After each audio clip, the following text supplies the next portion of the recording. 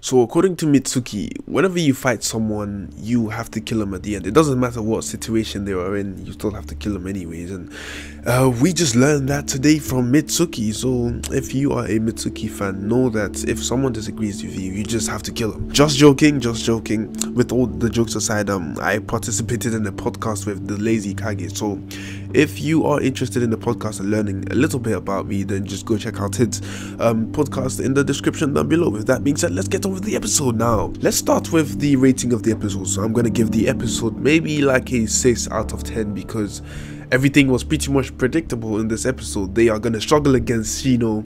You know, at the end, they're going to knock Shino out, and at the end, they're gonna have some respect for Shino. I predicted this in my previous review and in my Things You Missed. So I don't really know if I'm gonna have one for this episode because there was not really much things you missed in this episode. But yeah, let's start with the episode review. So obviously Shino is about to fight, or at least kill Boruto, Shikadai and Mitsuki, because they are the kids who cause the problems, right? The troubled students, as he says. And the thing is that Shino has bugs everywhere in his body, and I think maybe the reason why he has the eye gear is because maybe there are bugs in his eyes. Maybe they ate his eyes or something. But yeah, he has bugs everywhere in his body, in his head, in his brains probably, and most likely just in his blood, because we see a bug crawling out of his face, and you know, blood comes out of his face. So maybe it's possible that there are even bugs in his blood. You know, for this episode I was expecting quite a lot of action, but at the end of the day we did not get that, because these are still kids. Even though they can fight, even though they are capable of using, you know, normal or good taijutsu, they are still kids. They are still academy kids. They're not even genin yet, for God's sake. So, you know, the fact that they are standing against Shino, this guy is Jonin level, even though he's still Chunin. People think he is Jonin, but he's not. He's still Chunin. He can still, you know, he can do a lot of damage. He could have killed them. Like at the end, Naruto said if Shino was really taking this seriously, he could have killed them. He could have done a lot of damage and they would have stood no chance. And you know, I believe him because, you know, Shino is using bugs, and if he was really serious, like, he could literally, you know, get them to eat Boruto alive, because at the start of the episode we saw him get some bugs, put some bugs on Boruto, and Boruto was just, you know, shoving them away, brushing them away and stuff. I mean, if Shino really wanted, he could make them eat him alive. Like, you see those scarab beetles in The Mummy, where, you know, one of these idiots gets eaten or something by these scarab beetles from the inside. Like, I think Shino is capable of doing that. So, you know, this goes to show that even though you are possessed by whatever, you know, the new or whatever people call it these days, it has a limit as to what abilities it can bring out.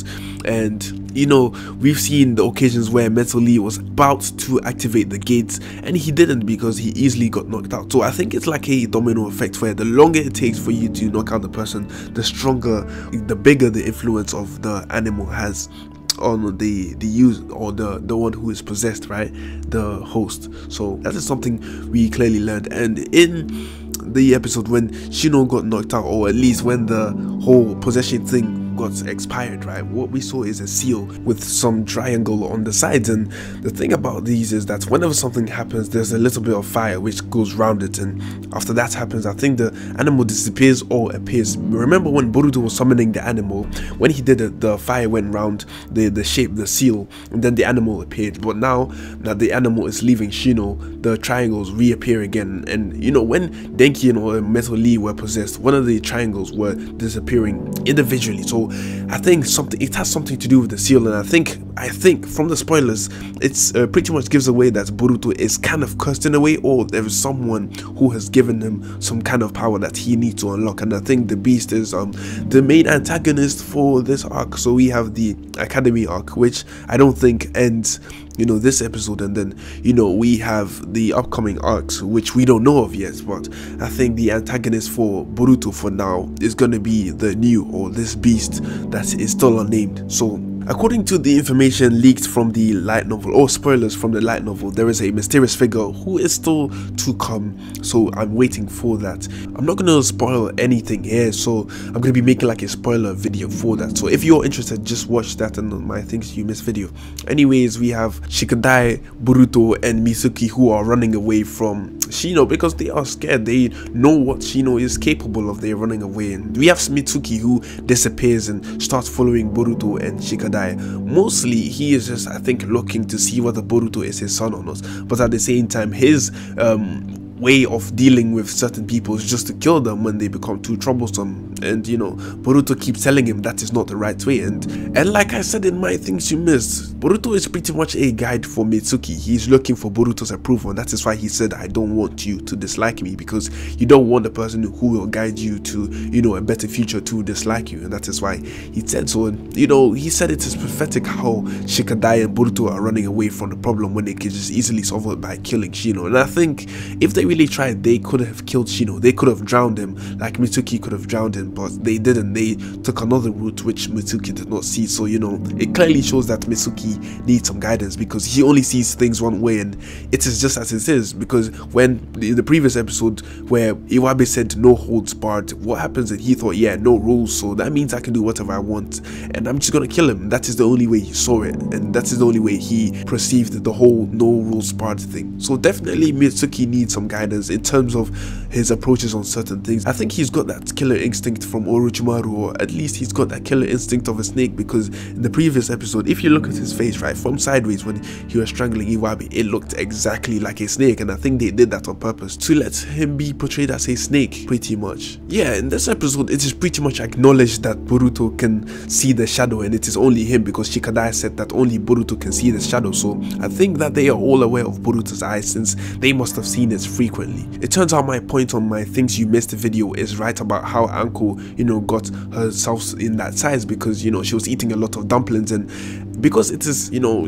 peaceful times, that means that she is unable to fight or practice her skill. And the fact that she's a teacher doesn't really help, since she's going to be just sitting around and just doing research and presenting it in front of kids and teaching. That is not physical exercise in any kind of way except stressing yourself to death. But yeah, she pretty much gained her weight because she is focusing on eating a lot of sweets and dumplings, and that is how she got her weight. But I got a lot of shit from people saying that I was just talking random shit, and that all my research that I do is just bullshit, and I should really, you know, investigate more before I report them. And the thing is that I do report certain things, and it is kind of funny how people say that I'm wrong but then correct me with mistakes by saying, say for example, let me give you an example. Someone told me that I was wrong about Himawari having a Byakugan at the time. The person said that I was an idiot, and they said, you know, you're wrong, Himawari does not have the Byakugan, and so forth. But let's calculate this. Okay, so Himawari gained the Byakugan on the day Naruto became Hokage, right? And from what we've seen in Boruto so far, Naruto has been Hokage for a while, at least a year or so. And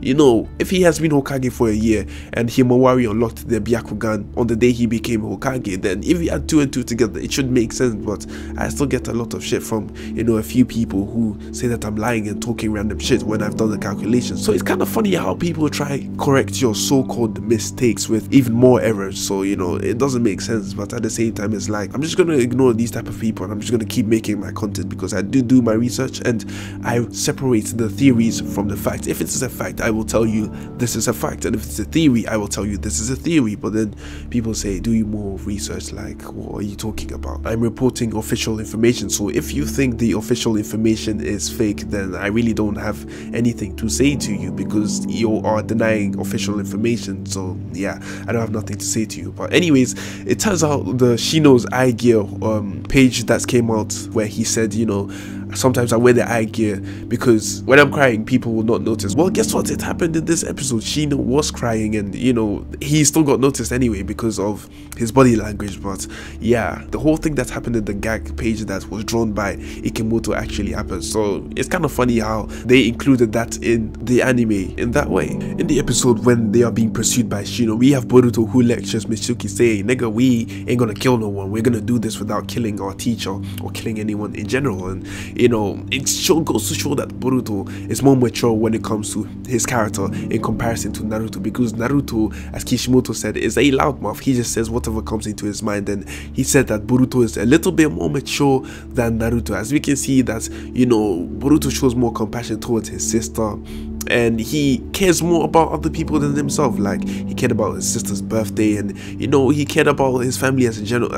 He cared about his family as a whole. He wanted them to be happy, and he keeps forcing Naruto to come and, you know, make the family happy, even though he's the Hokage, being busy and everything. It goes to show that Boruto has, you know, more care, and you know, he understands people to a certain extent, and he wants everyone to be happy. So, you know, it's more being mature on his side. And we have other mature characters like Chocho, but one thing about Chocho is that people say that Chocho is one of the characters that stands out, and I think the reason why is because I think she is the only character who does not, you know, resemble or is not a direct clone from her parents, so to speak. So, you know, the thing she always talks about is men and boys. So she talks about men, boys, and you know, she wants, I think, to find the right guy. But I think the reason why she stands out is because of what she says. And the thing is that it's okay, it is fine for her character to do that. Personally, I don't really like her character because it's just complaining. And you know, there was Naruto Gaiden which came out, which was a story about Sarada, and you know, the way she was talking about men and about her parents, like, people really got agitated because of that, and people, you know, found her character annoying and obnoxious. So, you know, they wanted it to go away. And I think, you know, people are enjoying her character now, but as time goes on, I think that is all she's just gonna keep saying in every single one of her sentences. And you know, people are gonna get agitated after a while and get annoyed of her character and say, you know what, she's annoying because she keeps talking about the same thing. All she talks about is men and boys, and you know, it's gonna get annoying after a certain while. And guess what, the next episode is, you know, focused on her. It's called Love and Potatoes. And I think, you know, Chocho, even though I think her character is a bit annoying, she's really smart because she can point out people's, you know, feelings that they were hiding deep inside. You know, she could point out the fact that Sarada was actually worried about Boruto when he was fighting Iwabe, and you know, she was also asking the class rep whether she was concerned for Boruto or not, because we see that the class rep really respects Naruto and Boruto. So, you know, I think maybe she might have a crush on Boruto, we don't know. But yeah, it could be another one of those Hinata vs Sakura whole pairing war bullshit that people are always concerned about. One thing that I want people to know is it doesn't matter what you think about the pairing wars. What matters is the writer, because the writer is who decides at the end of the day. So I think if you go into an anime just because of pairing sake, then I think, you know, you are in it for the wrong thing, because at the end of the day, one of the two sides are going to get burned, and I think there are going to be multiple sides because Boruto is kind of famous as a person. So, you know, a lot of people are going to be trying to get to Boruto, and Sarada has been revealed in the data books to be also popular with boys. So, you know, boys are going to be trying to get to Sarada as well. So I think the whole pairing war thing, I think people should just drop it and stop being obsessive. Anyways, they save Shino, Shino saves them, and then we end the episode with Naruto, you know, being reported to about the whole issue, and he said, well, you're gonna investigate this. And I think Boruto should, you know, go up to Naruto and tell him, I have this mysterious eye which is bothering me. And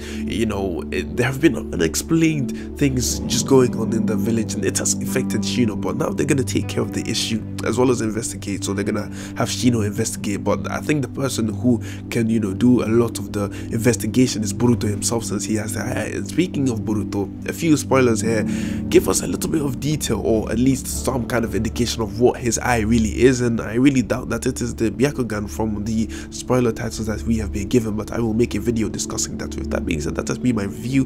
Like, subscribe, hit that notification button, check out the podcast with the Lazy Kage if you are interested in, you know, all that bullshit. You know what to do. With that being said, I have nothing more to say. Bye.